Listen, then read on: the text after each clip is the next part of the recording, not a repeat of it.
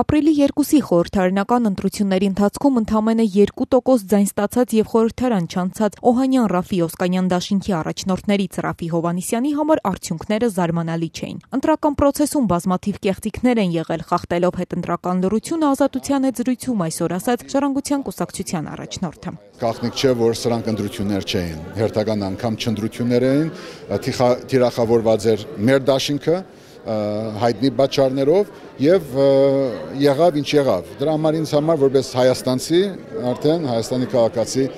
սա նորություն չէր։ Արդյոք դաշինքը շարունակելու է իր պայքարը, թե պարտությունը պառակտեց ընդդիմադիր առաջնորդներին հարցին Հովհաննիսյանն ասում է. Դաշինքը նախընտրական էր ու նորաստեղծ, հետևաբար ակտիվ չլինելը չարակամորեն մեկնաբանել պետք չէ։ Ընդդիմադիր Ժառանգության առաջնորդը նաև հայտարարում է. հաշվի առնելով 2015-ի կեղծված սահմանադրական հանրաքվեն եւ դրան հաջորդող իրադարձությունները, կուսակցությունը գիտակցում է, որ հետագա պայքարը շարունակելու համար պետք է գնալ խոշորացման։ Իրենց բանաձևը արտա եւ խորհրդարանական ընդդիմադիր ուժերի միավորումն է։ Լինելու են այդ կազմում դաշինքի առաջնորդները, պաշտպանության եւ արտաքին գործերի նախկին նախարարներ Սեյրան Օհանյանն ու Վարդան Օսկանյանը, հետաքրքրվում ենք Հովհաննիսյանից։ Մենք հանդիպել ենք իրար հետ, երեկով հանդիպել ենք, երկոմանի հանդիպումներ եղել են,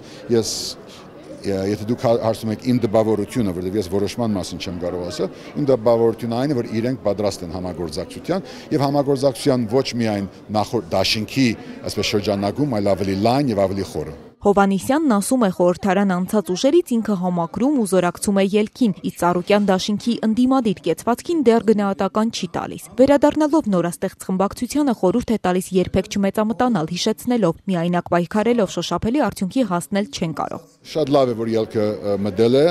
ես եղել եմ ելքի ջատակովներից մեկը, բայց պետք չէ մեծամտանալ։ Պետք չէ կարծել, որ ելքը առաջինն է մեր հայոց արդի պատմության մեջ, որ ինչ-որ բան է փոխելու։ Ինք ելքը եկել է ուր որ եկել է, որտեղ ունեցել է նախորդներ, ունեցել է օրինակներ, որից վերցրել է թե շարժուцев, թե խոսք, թե խաղապար եւ այլն։ Դրա համար ոչ մեկը օրիգինալ չի։ Ինձնից սկսած,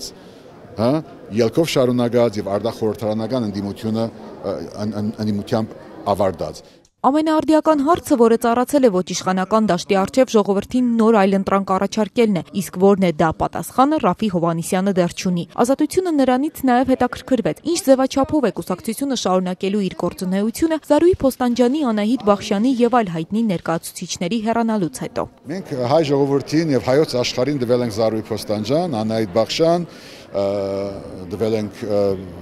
Ստեփան Ստաֆարյան եւ այլ շատ հայտնի անուններ եւ շատ հբարդ ենք իրենց գործունեությամբ, իրենցով նույն գազմով չէ արդեն, բայց դպրոցը գա եւ ինքը շարունակելու է սպասարկել հայ ժողովրդի եւ հայոց պետականության շահերը։ Հունիսի վերջին կուսակցությունը համագումար կանցկացնի եւ հանդես կգա առաջարկով։ Մինչեւ այդ ասում է, խորհրդարանական ընտրությունների նախընտրական շրջանում տեսավ ու համոզվեց, որ շատերը նմանակում են իրեն, իր կեցվածքը, խոսելավոճը։ Նույնը նկատել է նաեւ Երևանի ավականու ընտրությունների ժամանակ։ Թե Դարուն Մարգարյանը, թե Նիկոլ Փաշինյանը, թե Զարուհի Փոստանջյանը շատ բան սովորել են ժառանգությունից։ Մեկը կարող է շրջանավար լինի, դիպլոմ ունենա, մյուսը ոչ, բայց ամեն մեկը սովորում է,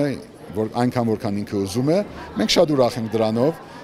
եւ սա ցույց տվեց, որ եթե մենք չենք մասնակցում, եթե Զարուհյանը Տաշնակցությունը մեկ ուրիշը չի մասնակցում, հնարավոր է, որ Երևանը ունենա անգամ պաշտոնական դվյաններով 1/3 ձայն հոգուտ ընդդիմության։ Ավականու ընտրություններն էլ արդար չեն անցել, հավելում է Հովհաննիսյանը։ Ըստ նրա ելքը թեև ընդգրկվեց ավականու կազմում, բայց սխալ վարվեց չբողոքարկելով այդ արդյունքները։